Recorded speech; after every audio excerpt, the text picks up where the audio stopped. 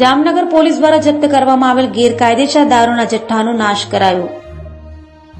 જામનગરમાં પોલીસ દ્વારા જપ્ત કરાયેલ દારૂના જથ્થાનો નાશ કરવામાં આવ્યો હતો। પોલીસ દ્વારા ગેરકાયદેસર રીતે આયાત થયેલ અને પકડી પાડવામાં આવેલ દારૂના જથ્થાનો નિકાલ કરવામાં આવ્યો હતો અને તેના પર બુલડોઝર ફેરવી નખાયું। જામનગરના સિવિલ એરપોર્ટ પાસે CISF કમ્પાઉન્ડની દિવાલ પાસે આવેલ સરકારી ખરાબાની ખુલ્લી જગ્યામાં આ દારૂના જથ્થાનો નાશ કરાયો હતો। 2021થી અલગ અલગ પોલીસ મથક દ્વારા જપ્ત કરાયેલ દારૂના જથ્થાને એકસાથે નાશ કરાયો હતો, જેમાં કુલ 12,698 બોટલ પર બુલડોઝર ફરી વળ્યું હતું।